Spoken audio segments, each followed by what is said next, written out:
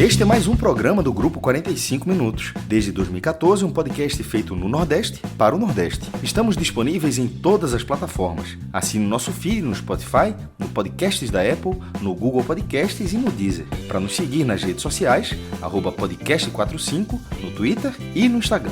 E se quiser debater os assuntos do programa com a gente no WhatsApp, é só entrar no grupo do Clube 45, apoia.se/podcast45. Muito obrigado pela escolha e pela confiança.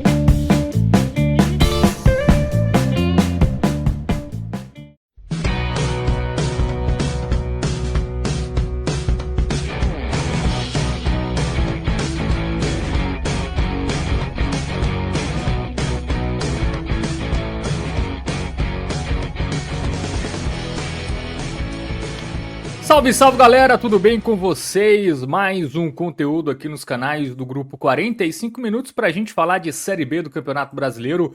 Pela 13ª rodada, o Ceará foi até Santa Catarina, lá no Heriberto Rilse, em Criciúma, 1-1 com o time da casa.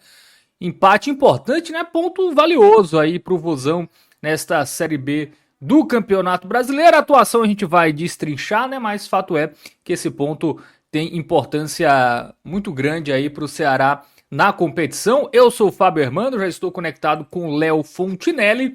Direção e trabalhos técnicos é de Alan Roberto. Você que está chegando aqui nesse conteúdo, já deixa o like, se inscreve no canal. Já fez tudo isso? Aí compartilha, tá? Com mais torcedores para a gente aumentar cada vez mais aí o nosso alcance. Enfim, mostrar a força da mídia independente, da mídia nordestina, né? Que trata o futebol da nossa região da maneira que ele merece.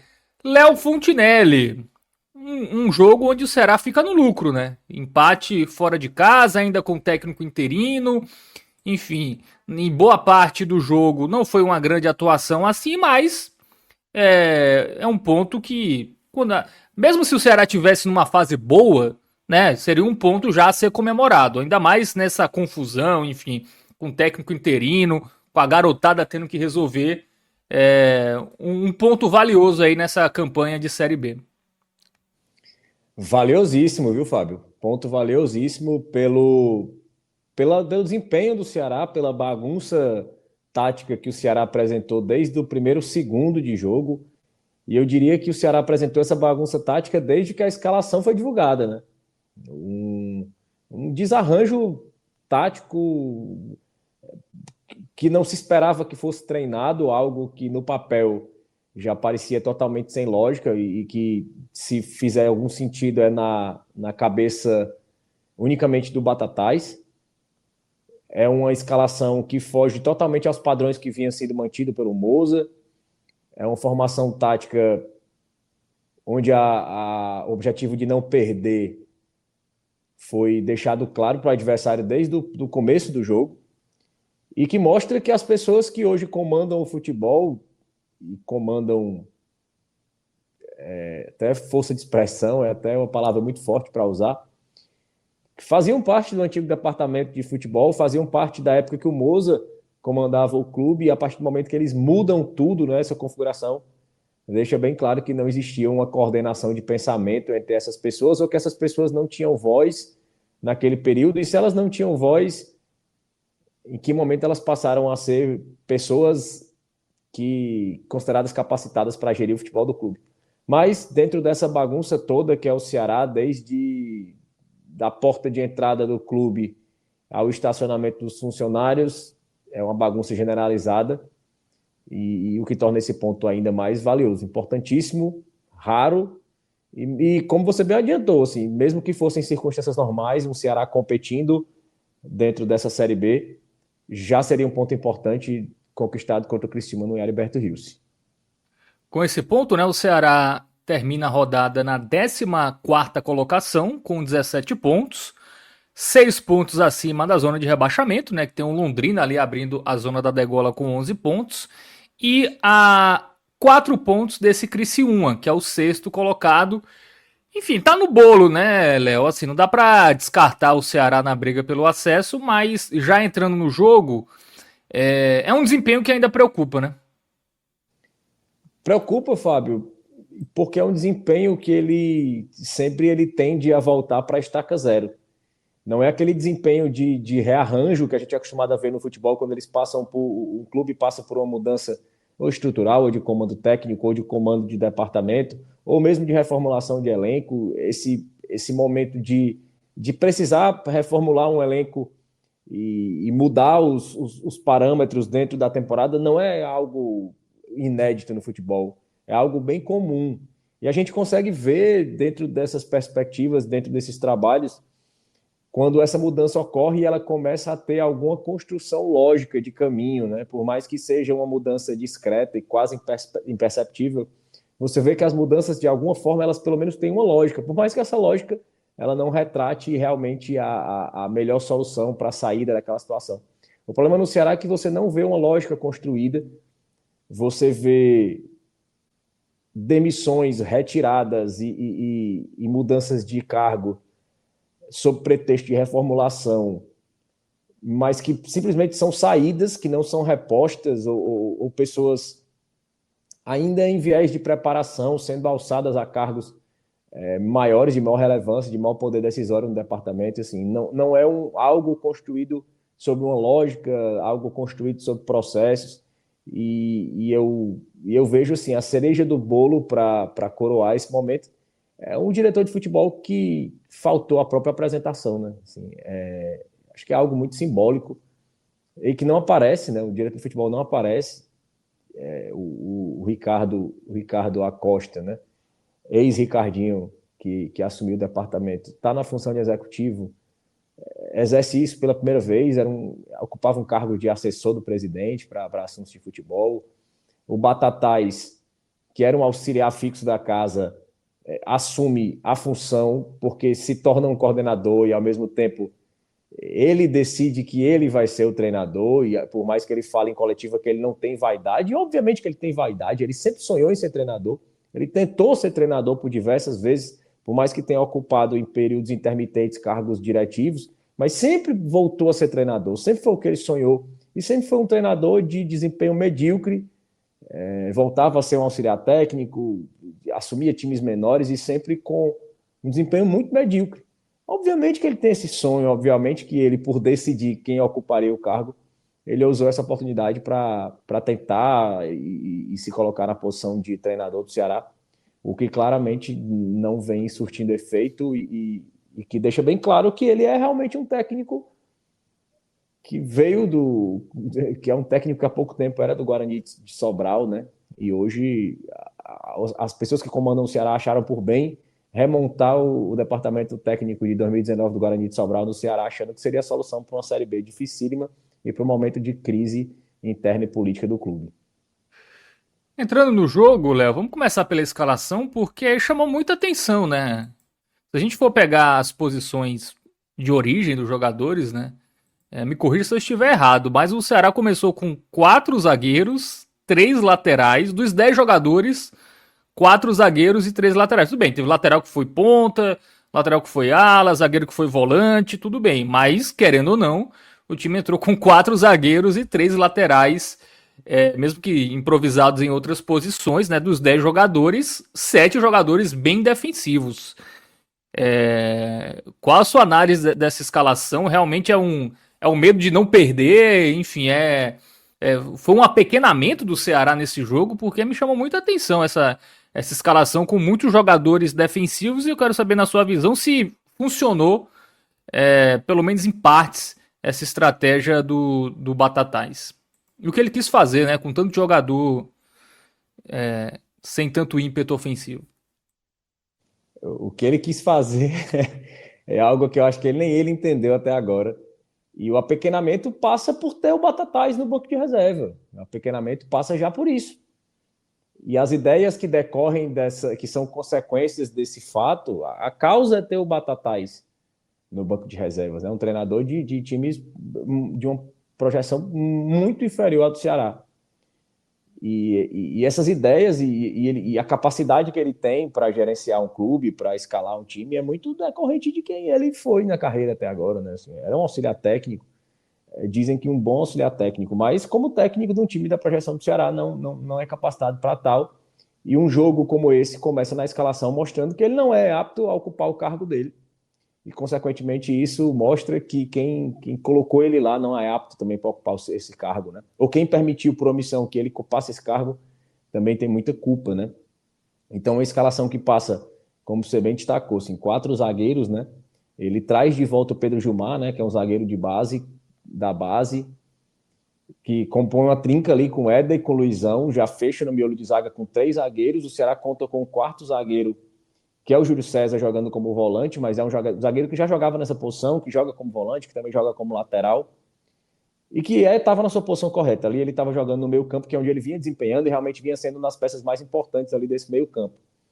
Ao lado dele, o João Gabriel, que também é unanimidade, assim, é um garoto que e acho que a partida de hoje mostra por que ele precisa ser titular, por que o Ceará apressou pela renovação dele. É um jogador diferente, é um jogador que tem essa qualidade de tornar esse meio campo um pouco mais dinâmico e fornecer outras ferramentas, como esse arremate de média distância, essa bola mais longa, essa bola com profundidade, essa aproximação da área, que ele faz de forma muito interessante. Ele opta por trazer novamente o Rafael Ramos na lateral direita, insistir nesse erro, apesar que hoje não foi uma das piores partidas do Rafael Ramos, apesar que ele também, mesmo não fazendo uma das piores partidas, por 2 vezes ali, 2 oportunidades, ele quase entrega ali uma bola no pé do jogador do Criciúma que quase redunda em uma oportunidade clara de gol. Na esquerda ele mantém o Fernando, que também fez uma partida muito abaixo, e abre o Sanches, que é um lateral ali, como um ponta mais avançado ali, um ponta esquerdo, e ele chegou a funcionar em alguns momentos assim, mas quando ele tinha uma dobra com o Fernandinho. Em alguns momentos ele jogava ali, mas jogava com um ponta mais aberto ali do lado, próximo a ele, dialogando, onde ele cruzava com esse ponta, né? Ele pisava na área, chegava a fazer gol, chegava a chutar, mas nessa dinâmica ali, colocando ele aberto, realmente como sendo o único ponta, né? Sem ter nenhum jogador ali para triangular, para construção de jogada com ele, e centralizar o garoto Gabriel Amaral, que é um garoto da base, é uma grande promessa, é um jogador com mais força física, é um jogador que eu já pedia para o lugar do Wendel Silva, e apesar de ter feito uma partida hoje muito, muito, muito, muito ruim, o Gabriel Amaral, não imagino que o Wendel Silva faria algo diferente. E a minha ideia de apostar no Gabriel Amaral parte muito disso. É um jogador jovem, é um jogador de 19 anos, é um jogador que precisa ganhar confiança, é um jogador que pertence ao Ceará, é um jogador que tem um viés de crescimento muito diferente do Wendel Silva. Então, se é para apostar, para deixar um jogador lá em campo, que venha ter dificuldades para jogar, que seja um jogador com as características do Gabriel Amaral. E pela ponta direita, o Melk, que é unanimidade, mas que também fez um primeiro tempo onde ele tenta bastante e consegue pouco. E no segundo tempo, depois do gol do Ceará, é que ele se solta um pouco mais. Então, a escalação bem questionável, claramente não treinada ou mal treinada. E se foi treinado, se esperava que isso ficasse evidente no treino. Assim, o Ceará não conseguia ter saída de bola, sequer a saída de bola com os zagueiros, e eu não imagino que isso tenha sido também determinado pelo treinador, entre aspas, porque um time que tem 3 zagueiros ali para construção de saída de jogo, né? Que tem o Fernando, um lateral que pode baixar, e deixando o outro lateral, que é o Sanches, um pouco mais avançado. Você abrir mão da saída de bola, né? O Ceará, quando tinha a bola, era chutão para frente, e o Gabriel Amaral se virando lá na frente, o Melk correndo, tentando brigar, o que tornou o primeiro tempo do Ceará altamente improdutivo, né? O Ceará chutava a bola, o Criciúma rapidamente recuperava a bola, o Rafael Ramos tentava na base de imposição da força, o Melk pegava a bola, mas sempre muito travado, muito cercado. Quando tentava dialogar com algum jogador, faltava aquela posição, aquela peça mais centralizada do meio, ou de um volante ali que ocupava aquele espaço mais central da intermediária, porque o Ceará não tinha o Dieguinho naquela posição, né? Nem tinha um meia de origem ali como o Vina, nem tinha um meia como o Matheus Araújo. Então ficava um grande vácuo ali no campo para o Melk tentar, de alguma forma, buscar alguma forma de diálogo com outro jogador. E o Sanches muito isolado na esquerda, ficando o Gabriel Amaral ali meio perdido, sem saber se era referência, sem saber se ocupava aquele espaço, e ao mesmo tempo que era procurado pelos outros jogadores, geralmente a jogada era rapidamente interceptada pelos jogadores do Criciúma. Então a bola voltava, o Criciúma atacava, levava muito perigo, mas um time também bem limitado, esse Criciúma de hoje, apesar de ocupar uma posição bem mais em cima da tabela, o que mostra o tamanho do precipício que está o Ceará conseguindo ocupar a parte bem debaixo da tabela, sem se aproximar do G6, em um campeonato de nível técnico tão baixo. O Criciúma tinha o domínio de bola porque basicamente o Ceará não conseguia construção alguma. O Júlio César se machucou muito cedo no jogo, e o que faz piorar ainda mais a situação, né? Entra o Richardson. Então o Richardson ele tenta de alguma forma ser o cara que constrói a jogada ali no meio campo. E eu acho que isso é sintomático sobre o que é o Ceará, né? Um Ceará onde a bola passa muito pelo pé do Richardson para haver uma construção ofensiva, ele não pode dar certo. Então, em outros momentos, o Criciúma já conseguia chegar e uma jogada de uma escapada pela lateral, a bola sobra para o Felipe Matheus, que é mais um absurdo tático, né? Um absurdo de construção de ideia de jogo do Ceará, né? Um time com 3 zagueiros, com 3 laterais, ou com 4 zagueiros em campo, né? Se você contar o Júlio César, permitir que no meio de 3 zagueiros ali a bola chegue e sobre para o centroavante de forma livre, né? E já tinha sobrado um pouco antes, né? Um chute do Rodrigo ali, que praticamente vira um passe, e o jogador do Criciúma recebe sozinho ali na frente do Richard, que a bola ele consegue fazer, de certa forma, bloquear, a bola perde um pouco de velocidade e consegue ser tirada pelo zagueiro do Ceará. Então, após o gol do Criciúma, o Criciúma continua numa grande pressão, continua sufocando o Ceará. O Ceará não consegue sair e o Ceará piora essa tentativa de transição com base no chutão, né? Após o gol do Criciúma. O Ceará se vê muito mais encurralado, o Ceará se vê muito nervoso. O Ceará tenta sair pela esquerda com o Fernando, mas após a saída ali do Júlio César, ficou muito mais difícil dele conseguir dialogar. Então, o Sanches muito isolado, o Sanches errando muito, o Gabriel Amaral errando muito. E o primeiro tempo termina com essa tônica, né? E no segundo tempo, o Criciúma vira muito parecido com o que o Ceará já fez inúmeras vezes na sua história, assim. É um time que faz 1-0, é um time que tem a oportunidade para ampliar o placar, mas que escolhe por decisão própria arrefecer no jogo e baixar o ímpeto. O Criciúma acaba deixando passar o tempo e até dava a impressão que o Ceará estava segurando a derrota, né? O Ceará estava tão lento, assim, tão moroso, que parecia que o Ceará estava administrando a derrota. Parecia que o Ceará tinha o placar, assim, eu vou administrar essa derrota. E o Criciúma entrou muito nesse ritmo do Ceará, de tocar a bola de lado, de não acreditar que o Ceará poderia fazer alguma coisa no jogo, que realmente a lógica é que o Ceará não pudesse fazer nada no jogo. Mas ali a partir dos 30 minutos, 32 minutos, o Ceará começa, o time faz algumas mudanças, o Batatais, e ele coloca peças que, ao meu ver, deveriam ter sido titulares desde o começo, né? Em especial o Mateuzinho e o Enzo Ludovico, né? O lateral, jogando ali pela ponta, somando ali com o Melk, o que melhoram consideravelmente o poder de fogo do Ceará, a transição rápida, a velocidade, a ponta do Ceará passa a existir a partir dessas duas entradas, né? O que era uma escalação bastante óbvia, né? Uma escalação bastante óbvia, assim. O Batatais, ele optou por errar.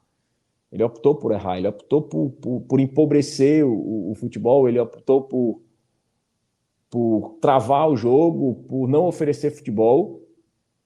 E depois, quando ele fez essas mudanças, o Ceará cresce, e não por treinamento, por imposição tática, cresce com base simplesmente na força, na vontade e no ímpeto. Assim. Você vê os jogadores tentando muito, a bola batendo, voltando, mas um time confuso, um time onde o passe não é fluido. Assim. O jogador precisa fazer muita força para poder conseguir achar uma linha de passe, porque os jogadores ali não se entendem como peças coordenadas de um esquema tático. Então você viu o Meio recebendo a bola, precisando rodar, girar, buscar o espaço, errando muito passe, indo muito para cima, tentando demais. Mas, ao meu ver, o Mateuzinho muda muito mais o jogo. Assim. O Mateuzinho consegue, de certa forma, ali pelo lado esquerdo, achar muito espaço pelo lado do Criciúma. E numa dessas jogadas, o João Gabriel já vinha sendo uma peça que já vinha no segundo tempo em crescimento. Né? O Melk cai um pouco no segundo tempo. Acho que o João Gabriel, vendo essa possibilidade vendo o Richardson assumir esse protagonismo na construção de ataque do Ceará, acho que passa pela cabeça do João Gabriel. Eu tenho mais qualidade. Se o Richardson está tentando, eu vou subir, porque aí eu obrigo ele a ficar preso ali atrás.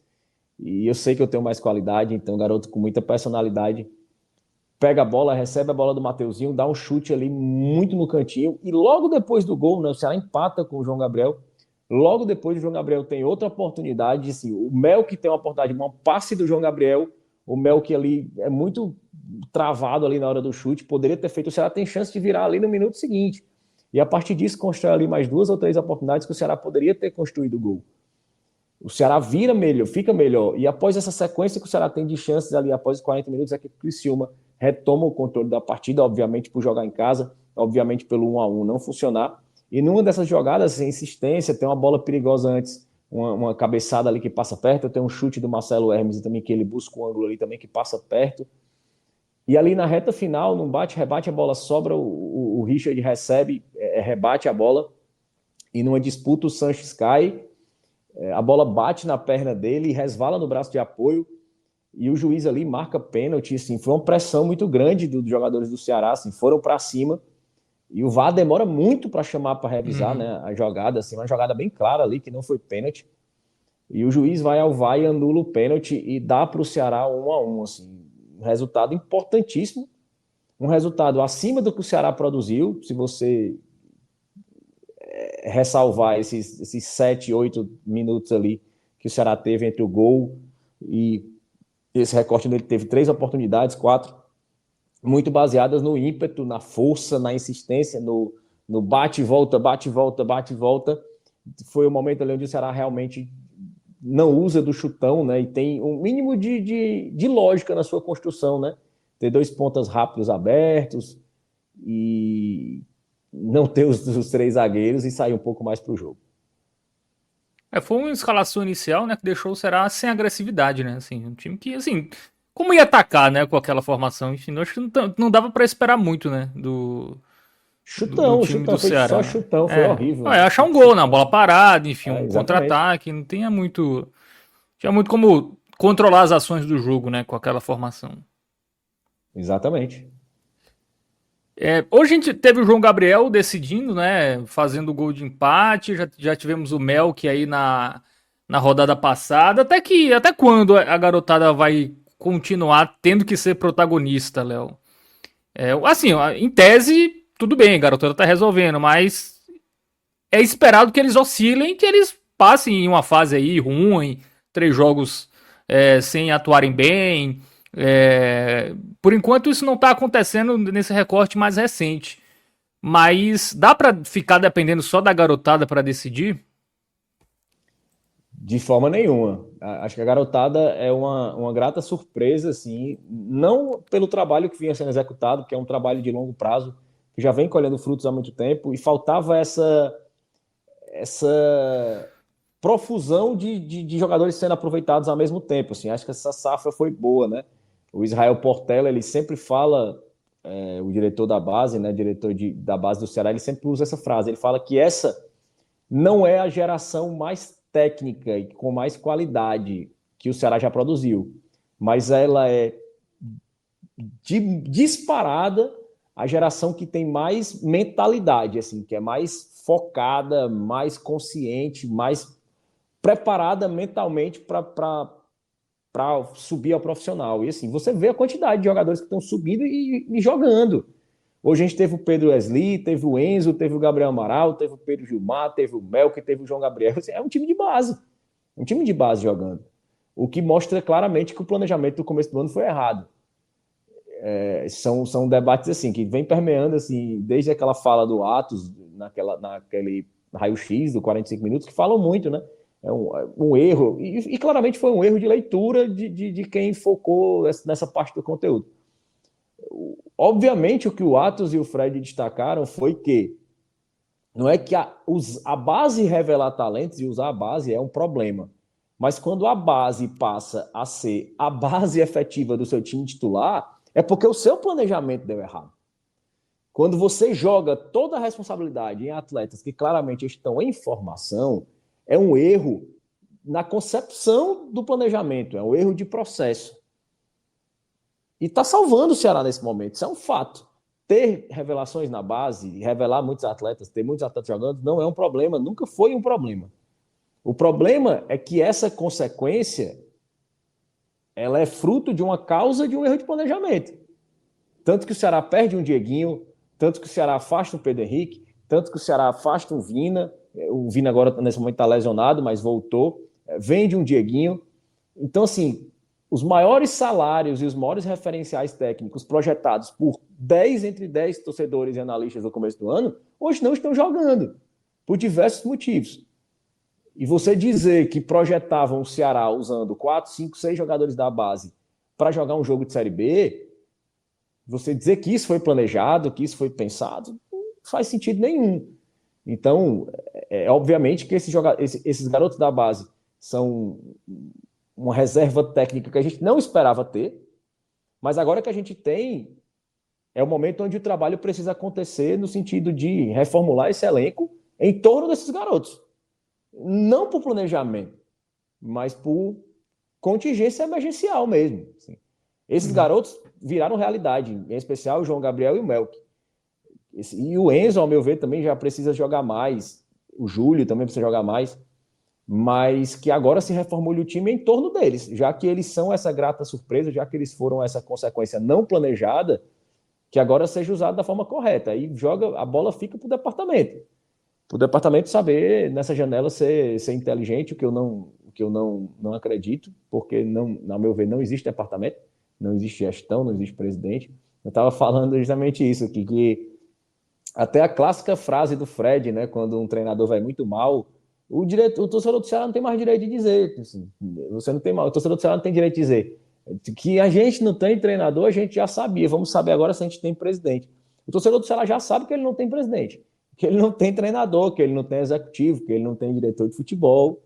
O torcedor do Ceará sabe que ele tem uma camisa e que, por sorte, tem alguns garotos que estão com muita vontade de ajudar o clube, de tentar, e vem dando certo.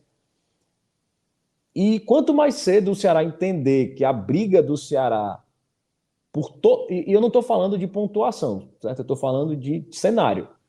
A briga do Ceará é contra o rebaixamento e ela precisa ser entendida dessa forma.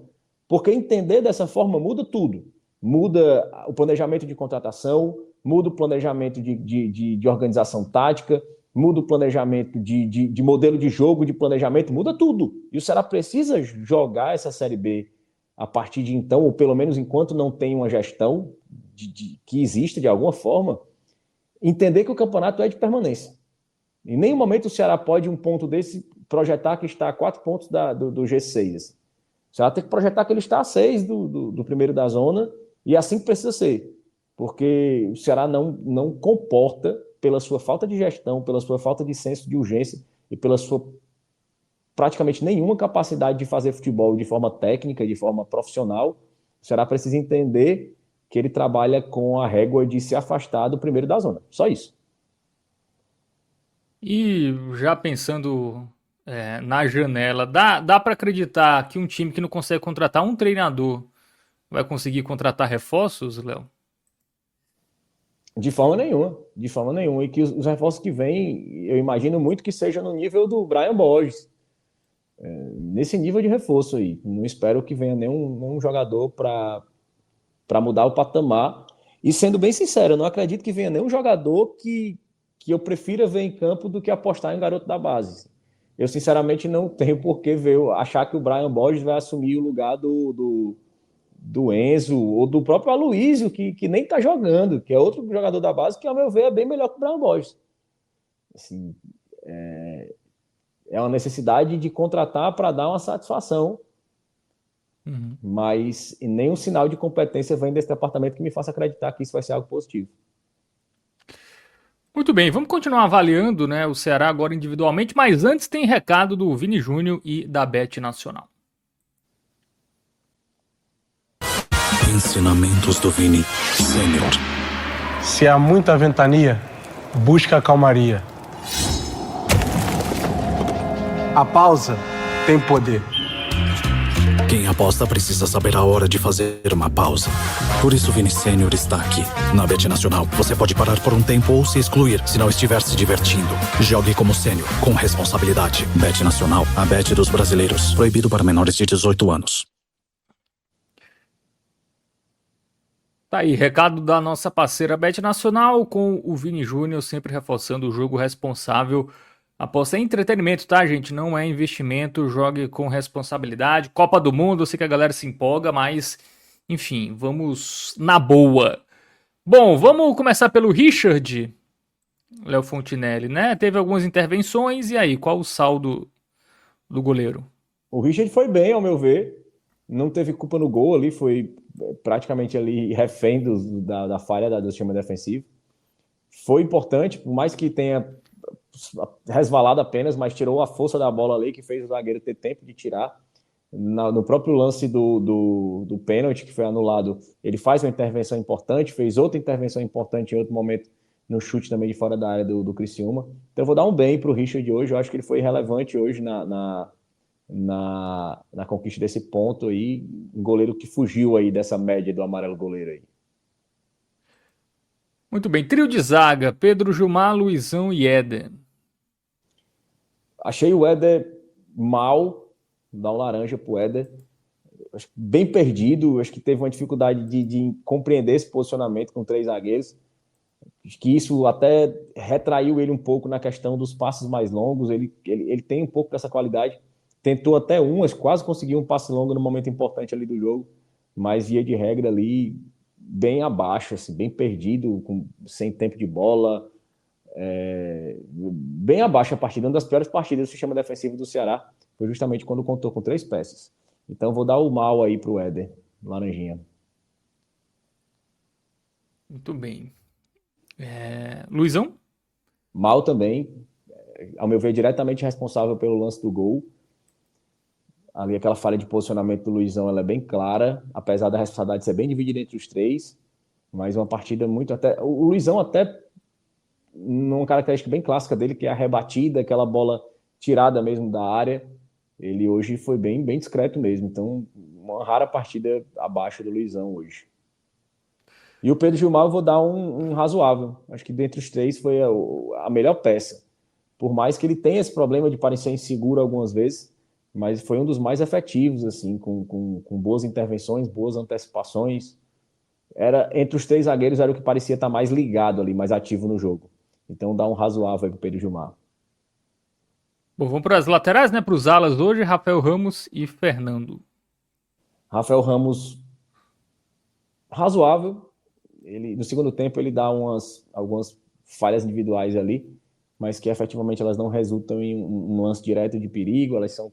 O Pedro Gilmar, ele dá um passo para o Pedro Gilmar ali, o Pedro Gilmar até aparece na filmagem reclamando dele, mas faz no primeiro tempo um pouco bem irregular, e no segundo tempo, apesar de cair nesses lances mais pontuais, também faz regular, assim, não contribui, é um jogador bem nulo. Estava ali no lance do gol, né? A cobertura, ele estava na cobertura acompanhando o jogador que faz o gol, mas é muito fruto do fato do Rafael Ramos sempre ser o cara que se liga dessa cobertura. Assim. Por mais que ele não seja o responsável pela cobertura imediata daquele jogador, que seja um dos volantes, mas ele é o cara que sempre aparece na foto, porque ele é aquele cara que esquece da tática, ele vai correr se ele vê um jogador tentando armar. E geralmente ele não consegue interceptar, mas ele sempre sai na foto, assim, é um jogador bem ligado a momentos ruins. E o Fernando eu vou dar um muito mal. O Fernando fez uma péssima partida, a questão da dobra dos laterais, que seria algo que, no caso, deixaria o Fernando um pouco mais sem obrigações ofensivas, ele que tem essa qualidade, ele que tem um bom passe, imaginava-se, eu acredito que isso tenha passado pela cabeça do Batatais, né, que ele mais focado na parte defensiva, poderia contribuir ofensivamente apenas de forma pontual, né, ser mais preciso, se arriscar menos, não deixar tantos espaços, mas ele foi responsável ali pelo grande vulnerabilidade, pelo menos no primeiro tempo, onde o Criciúma foi melhor na partida. Acho que era muito fato direcionado a perdas de posses do Fernando, erros de passe, erros de posicionamento. Ele estava muito letárgico, assim, meio desligado no jogo. Uma péssima partida do Fernando, muito mal para o Fernando. Bom, vamos para a dupla de volantes, né? Começando com o João Gabriel, autor do gol. E o Júlio César tem como avaliar? 20 minutinhos só. Eu vou deixar o Júlio César sem avaliação. Acho que o tempo que ele passou em campo foi muito curto, mas acho que 20 minutos ainda permitiu uma avaliação. O fato é porque o jogo ficou aquele jogo muito de bola rifada do Ceará. O sistema tático condicionou o Ceará a isso, né? A ser um time sem saída de bola. Então a bola passava pouco pelo pé do Júlio César. Então ele participou pouco do jogo até se lesionar. Então eu vou deixar ele sem avaliação. E o João Gabriel, eu vou dar um bem para o João Gabriel. E ao meu ver, já dando spoiler, o melhor jogador em campo pelo Ceará, independente do gol, já seria. O João Gabriel, ele consegue entender essa construção, esse vácuo de construção que o meio de campo do Ceará formado ou deformado pelo Batatais tem. Então ele ocupa esse espaço, ele tem a inteligência para isso, ele participa do jogo ofensivo, principalmente com a entrada do Richardson. Acho que ele cresce mais no segundo tempo, quando o Criciúma baixa essas linhas, né? O Criciúma larga um pouco do jogo, e o João Gabriel vê nisso uma oportunidade. É um jogador muito inteligente, é um jogador que arremata, é um jogador que deu um passo para o Melk, logo depois de ter feito o gol, deu um passo onde o Melk podia ter feito a virada no placar, o Ceará ter conquistado um resultado importantíssimo em Criciúma hoje. Mas é um jogador muito diferente, o João Gabriel, né? Até hoje, dentro da característica dele de bolas enfiadas longas, ficou mais difícil, né? Não prevaleceu tanto, justamente pela bagunça tática que era o Ceará do Batatais. Mas mesmo assim, ele consegue enxergar soluções nos jogos, assim, de estar presente mais perto da área, de fazer a bola girar de uma forma mais inteligente e mais efetiva. E eu acho que o gol coroa essa atuação do garoto, assim. Dessa geração, é um jogador que eu gosto até mais do que o Melk, assim. É um jogador que eu sempre gostei, sempre pedi, até porque eu gostar demais de volantes de meio campo, assim, do que daquele fumacinha como o Melk, apesar do Melk ser um craque, assim, acima da média, um fora de série mesmo. Mas eu sou um cara que tem um carinho muito grande pelo João Gabriel, assim. Quero muito que ele dê certo e vejo muito futebol nele.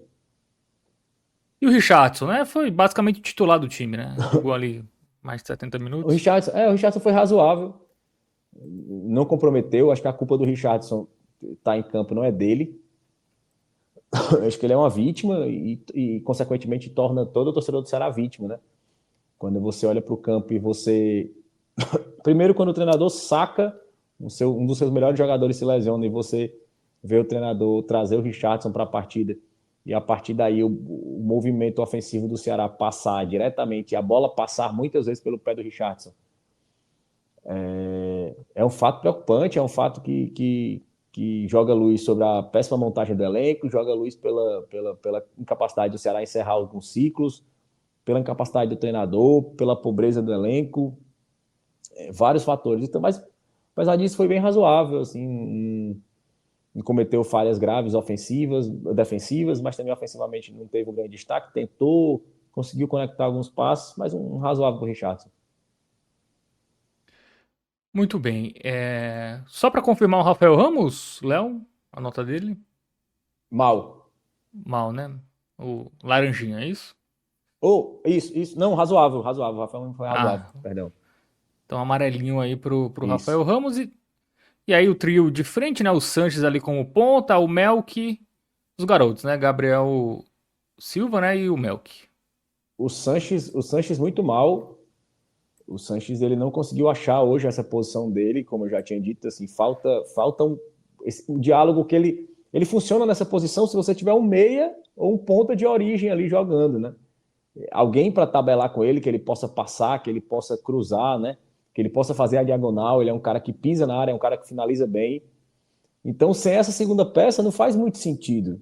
E repito, assim, o Sanches foi mais uma vítima da falta de coerência tática do Batatais, assim.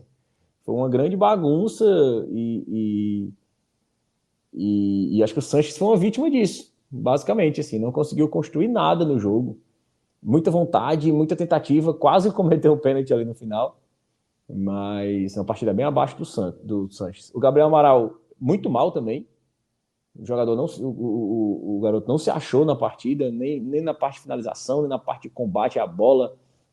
Tentava sair da área, também não conseguia construir jogo.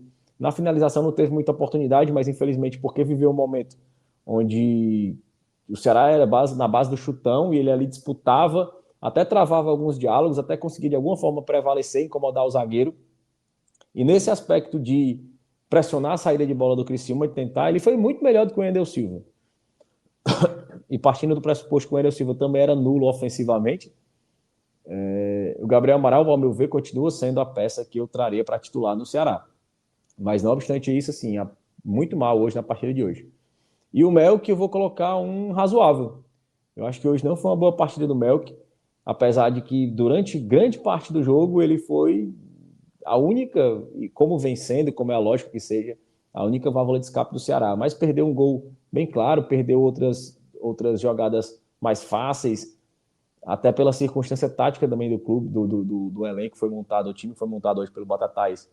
Sofreu muito por falta de ter um meia para dialogar, por falta de ter um outro ponta que fizesse a inversão com ele. Acho que ele melhora muito com a entrada do Mateuzinho, né? Que dá divide um pouco o foco com ele. Mas hoje foi uma partida bem razoável do garoto. Assim. Não é que hoje não teve o destaque que ele costuma ter.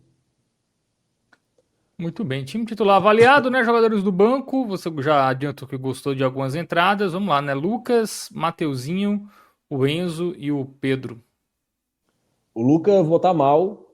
O Luca teve oportunidades de chutar a bola, finaliza muito fraco. É impressionante a falta de força do Luca na finalização.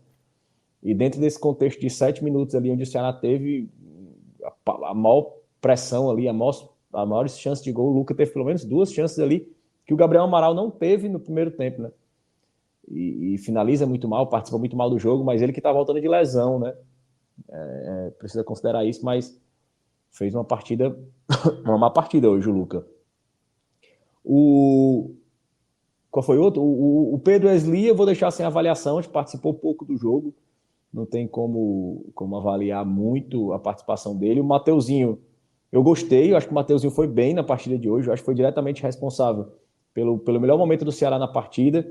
Ele consegue ocupar aquele espaço que o Sanches não conseguia ocupar de forma funcional.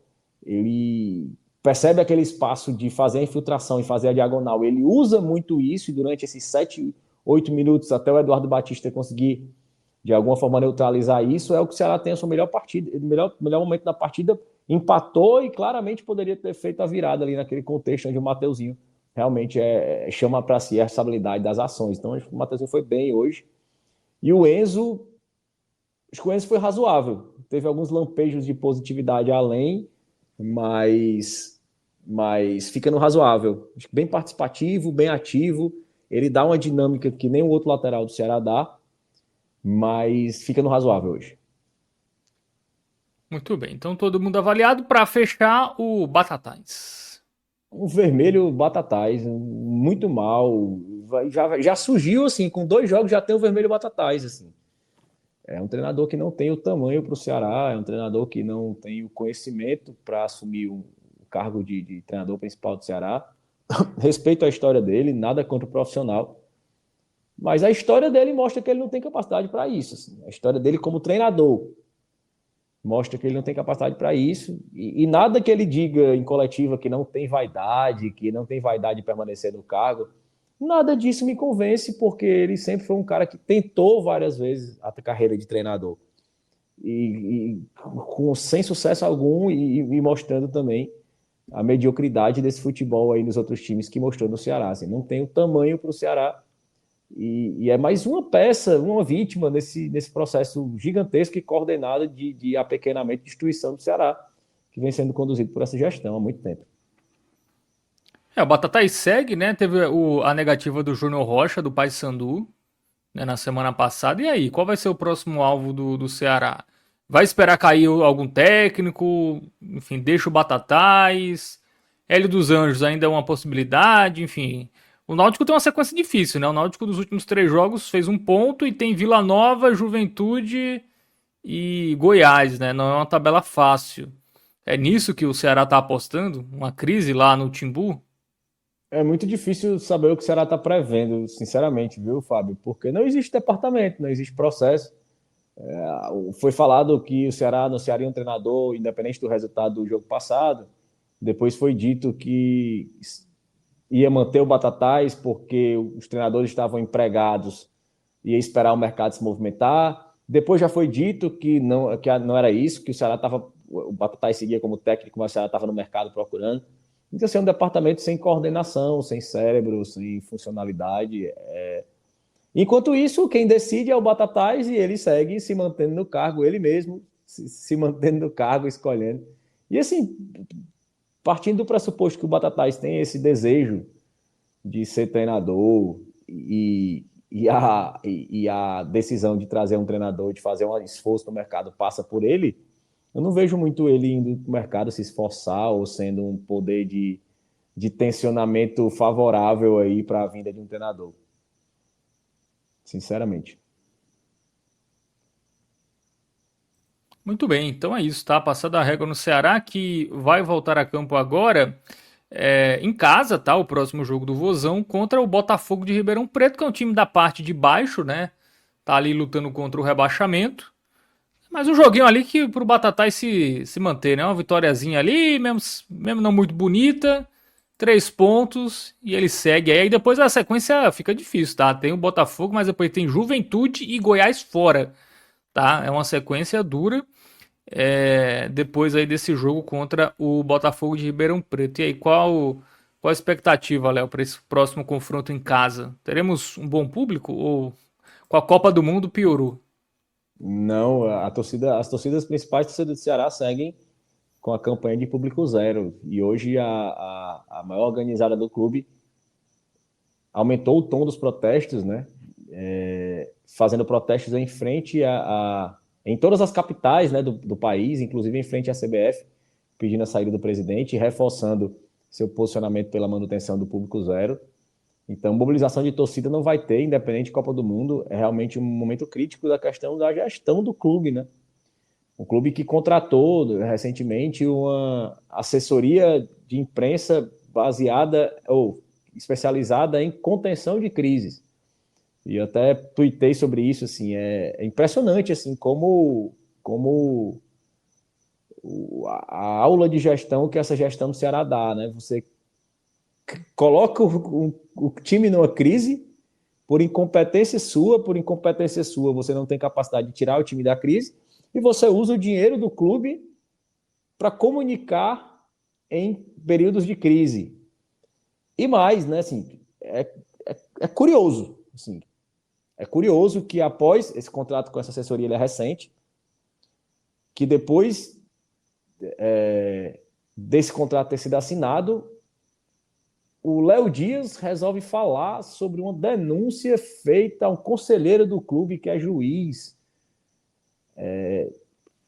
Eu sinceramente, eu duvido muito que o Léo Dias saiba a cor da camisa do Ceará. Muito menos o que se passa nos bastidores da política do Ceará. Uma denúncia altamente específica ao Conselho Nacional de Justiça contra o conselheiro que mais faz denúncias, judicializa, pedindo documentos, apresentação de provas, prestação de contas do clube. É muito estranho, no mínimo estranho.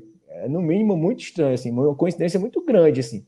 Eu não imagino o Léo Dias acordando no meio da Copa do Mundo e dizer assim, cara, o Ceará é assunto.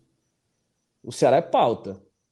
Mas é brigar pelos pontos, é escapar contra o rebaixamento. O jogo contra o Botafogo de Ribeirão Preto vai ter baixo público, mas eu tenho certeza que os torcedores que não estão indo ao público por fundamento, por convicção, não estão deixando de torcer, porque sabem claramente aí que o nosso problema é contra o rebaixamento. Muito bem. Então é isso. Passado a régua aí em Criciúma e Ceará, tá 1-1 empate do Vozão lá em Santa Catarina. A gente finaliza por aqui. Valeu, Léo. Grande abraço para você. Até a próxima. Valeu, Fábio. Grande abraço. Até a próxima. Muito bem. Valeu, Alan Roberto. Valeu para todo mundo que acompanhou. Deixa o like, se inscreve no canal, compartilha. Tamo junto e até a próxima.